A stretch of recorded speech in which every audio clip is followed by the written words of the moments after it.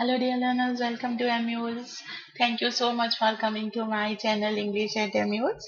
I am Amrita Shan, and guiding and grooming IELTS aspirants and making your journey of preparation of IELTS is a passion with me. Dear learners, today I am going to discuss with you one another question, that is task 2, and that is generally for IELTS writing module. And the question that I have taken today is of agree and disagree type. And you know that in agree and disagree type question, you are given the time of 40 minutes, and there remains the word limit 250. So you are expected to complete your answer with the minimum word limit 250, and you can exceed up to 300. I would suggest you. So between 250 to 280 or 300 in some cases, you can consider the word limit. And regarding the timing of 40 minutes, there is an advice for you. I would say that try to complete your writing task in 35 minutes, because if you are saving 5 minutes for yourself, then you would be getting time for editing your write up. You can go for little checklist कि आपने ये काम कर लिया है, ये चीजें जरूरी उसमें चेक कर ली हैं, डाल दी हैं अपने ऐसे में कि नहीं. So the checklist we are also going to discuss by the end of this video discussion, and now the time is to see the question we are going to discuss.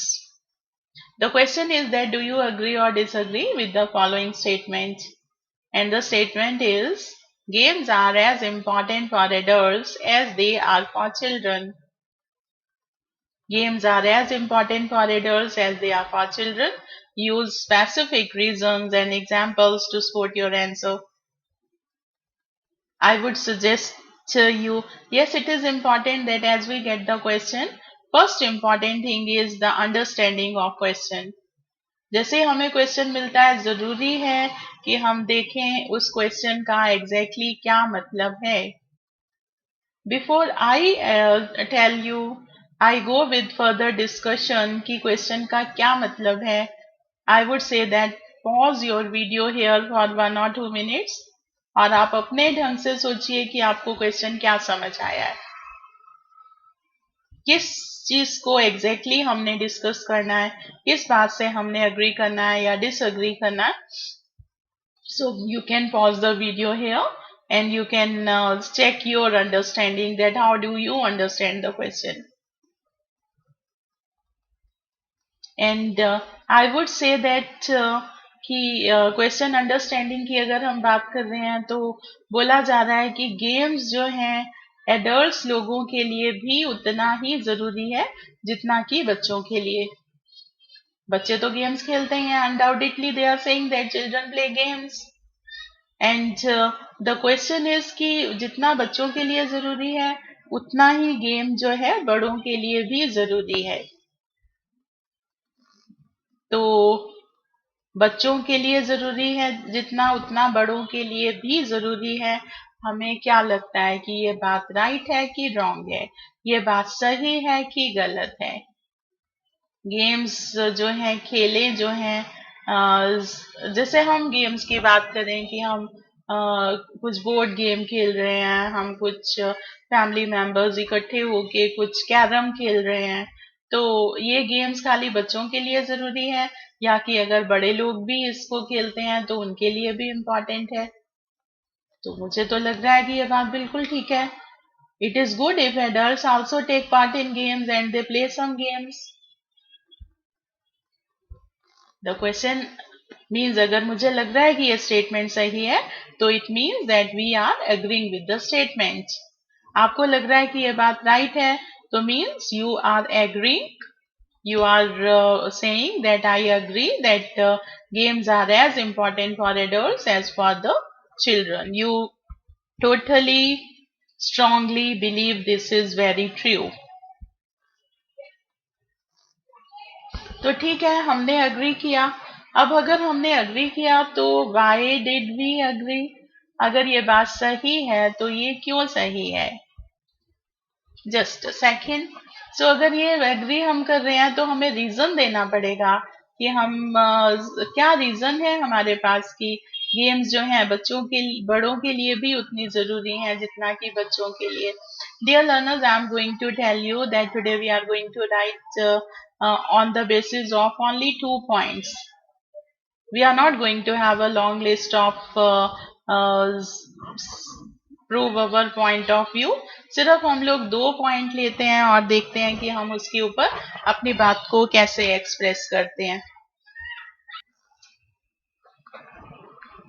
तो 2 पॉइंट्स के basis के ऊपर हम अपने ऐसे को अपने structure को डेवलप करेंगे। तो जो फर्स्ट रीजन है वो तो यही है कि अगर बड़े लोग भी अगर गेम्स खेलते हैं तो they can have a healthy lifestyle. The best way to stay healthy is my first point. और अगर हम इसको इलेबोरेट करने का सोचें तो हम बोलेंगे कि एक एडल्ट एज जो एक ऐसी एज है कि जब जो एल्डरली पीपल हैं वो अपने फैमिली रिस्पॉन्सिबिलिटीज में अपने ऑफिस में इतना बिजी हो जाते हैं कि they do not get time for physical activities and any fun and laughter. They do not have any such type of joy in their life. So with the growing age, they also become weak, and sometimes they come in the grip of some type of physical ailments and diseases. And we know that games are the greatest source of staying healthy. अगर बच्चों की तरह वो भी कुछ games खेल रहे हैं तो वो भी अपने को एक्टिव फील करेंगे, हैप्पी फील करेंगे, and they will go active, energetic, young again. And even हम लोग बोल सकते हैं कि मेडिकल साइंसेस भी यही बोलती हैं कि जो वो लोग गेम्स में पार्ट लेते हैं वो फिजिकली एक्टिव रहते हैं, और फिजिकली एक्टिव रहने से दे रिमेन क्वाइट हेल्दी।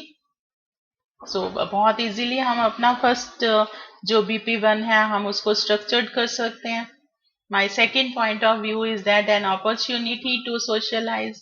दूसरा रीजन ये है कि अगर एडल्ट्स लोग गेम्स में पार्ट लेते हैं तो उनको सोशलाइजिंग का, आपस में एक दूसरे से मिलने का भी टाइम मिलता है। रीजन वही है कि लाइफ बिजी है, अपने अपने रूटीन में सब कुछ बिजी है, फैमिली मेंबर्स का भी अपना प्रॉपर स्केड्यूल है, बच्चे पढ़ने में बिजी हैं तो कोई ऑफिस में बिजी है तो कोई किचन में बिजी है, and if they are playing games they are getting family time together। तो सब लोग आपस में एक दूसरे के साथ मिल बैठ के खेलते हैं तो रिलेशंस अच्छे होते हैं, जो फैमिली एनवायरनमेंट है वो बहुत चीयरफुल हो जाता है। So games are going to do wonderful in this thing, in this way, in the life of adults people. So we are going to develop our essay on the basis of these 2 points. And the first thing is writing introductory paragraph. And you know that for introduction we go for hook statement, background statement, and thesis statement. I have already made one video on introductory paragraph, dear learners. If you have not seen it, I would say that must go for it. When I'm making this video for you, you would be getting some cheerful sounds of the children playing outside. तो बच्चे game खेलते हैं, बड़ों के लिए भी games खेलना जरूरी है। एंड इंट्रोडक्शन में हमारे को hook, background and thesis statement 3 चीजें डालनी है। हुक स्टेटमेंट मतलब हम क्वेश्चन को पैराफ्रेज कर रहे हैं या क्वेश्चन से कनेक्टेड कुछ की वर्ड लेके हम उसका स्टार्ट कर रहे हैं, उसे इलेबोरेट कर रहे हैं। और थीसिस स्टेटमेंट में हम बता रहे हैं कि हम बात से एग्री कर रहे हैं गिवन स्टेटमेंट से, या कि हम उस बात से एग्री नहीं कर रहे हैं। So I'm going to read my introductory paragraph for you. Games are affirmatively believed to be the secret of healthy body and active mind. By and large, they are considered to be essential for children and young age people who play all type of games and sports and ensure healthy lifestyle for themselves. Now the question is, can games do some goodness to elderly folk too? बच्चे खेलते हैं, healthy रहते हैं, bye and large games जो है समझा जाता है बच्चों के लिए ही जरूरी है, पर क्या गेम्स बड़े लोगों के लिए भी कुछ फायदा कर सकती है? The statement brings forth an extremely acceptable fact that games are equally important for adults who are in an inactive phase of their life. ये जो क्वेश्चन है हमारे सामने एक बहुत ही एक्सेप्टेबल सच्चाई को सामने लाता है कि हाँ, गेम्स उन एडल्ट्स के लिए, सभी एडल्ट्स के लिए जिनका लाइफस्टाइल इनएक्टिव हो चुका है, इनएक्टिव फेज ऑफ लाइफ से जो गुजर रहे हैं, जरूरी है. Games can not only be the best way to keep seniors physically fit and mentally alert, but it will offer them great benefits. खाली उनको फिजिकली फिट और मेंटली अलर्ट रखने के लिए जरूरी नहीं है, बट इससे उनको और भी बहुत से बेनिफिट्स होने वाले हैं. I firmly support the assertion and I have some persuasive perspectives to prove my point of view. कि मैं इस बात से सहमत हूँ और मेरा अपना नजरिया है इस बात को प्रूव करने का. When now we are talking about body paragraph 1 and we are having one reason कि अगर वो खेलते हैं तो वो हेल्दी रहते हैं, और इस बात को प्रूव करने के लिए हम एक रेलिवेंट एग्जाम्पल भी ऐड करेंगे. Dear learner, I am going to write this paragraph in two slides, so don't get confused about anything, but this is one point that we are elaborating.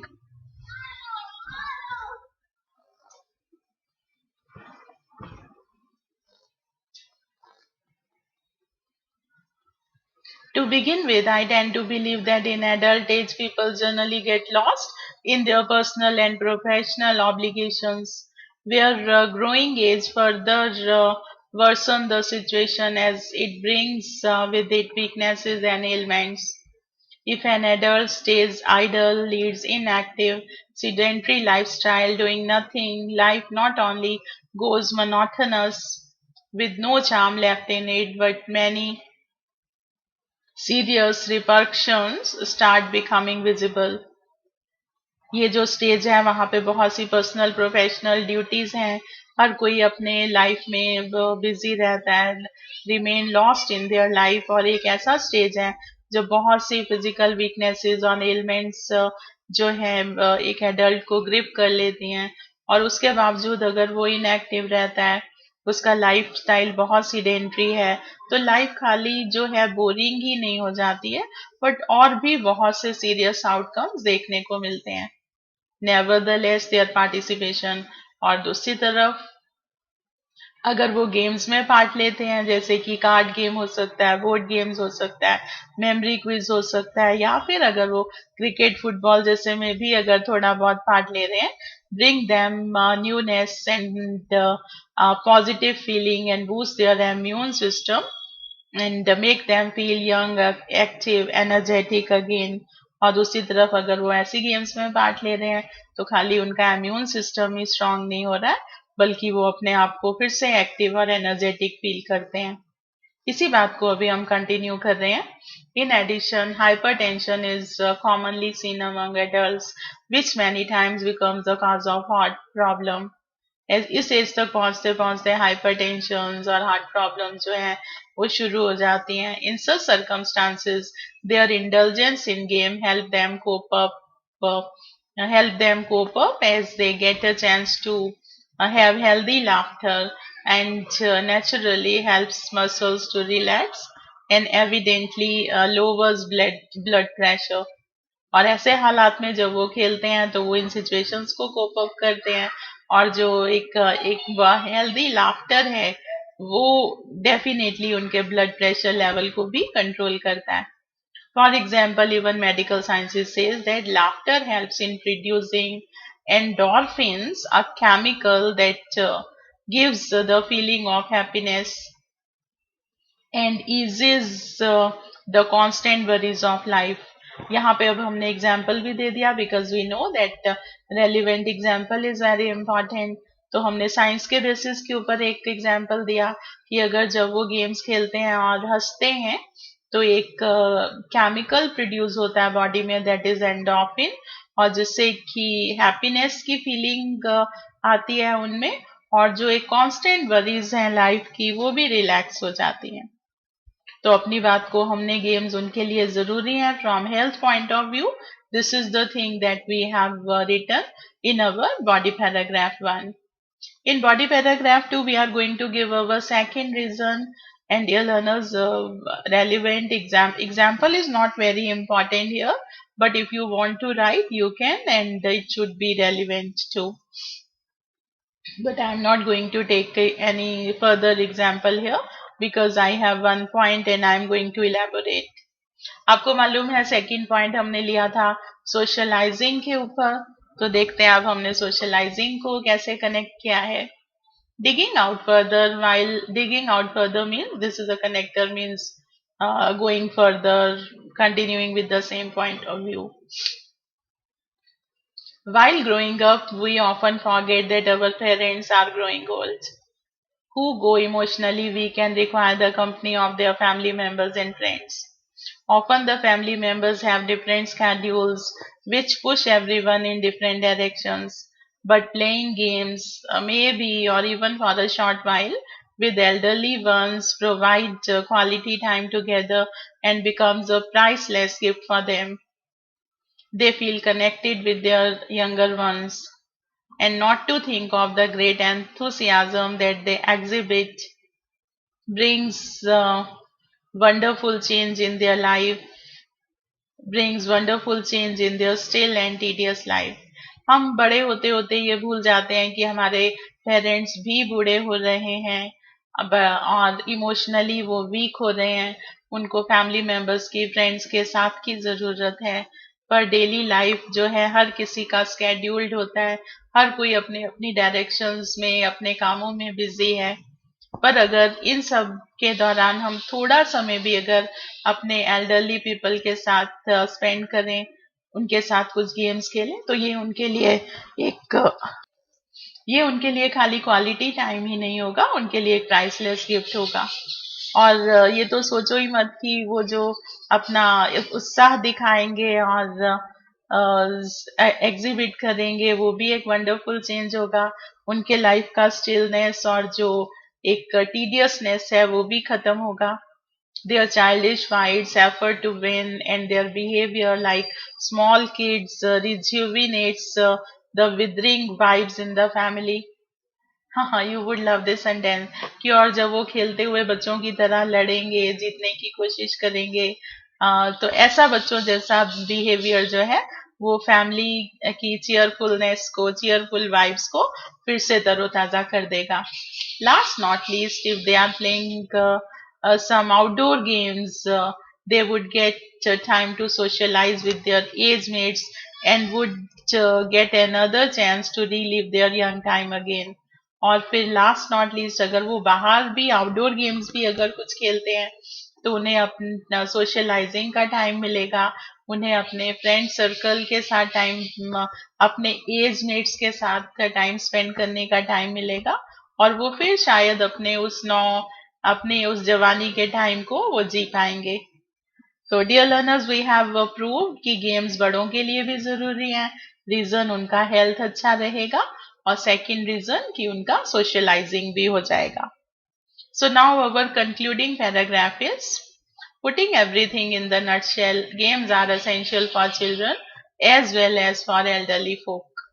I personally appreciate and recommend games for growing age, as their involvement in games will make them enjoy healthy will enjoy because their involvement in game will make them enjoy good health, save them from serious diseases, and life will go congenial where the company of their friends and family and friends would bring them refreshing flavor to their life. तो मेरा ये कहना है कि मैं personally recommend करूंगी कि growing as के साथ गेम्स हमें खेलनी चाहिए. एक तो हेल्दी गुड लाइफस्टाइल हो जाएगा, और सीरियस डिजीजेस से बचाव हो जाएगा.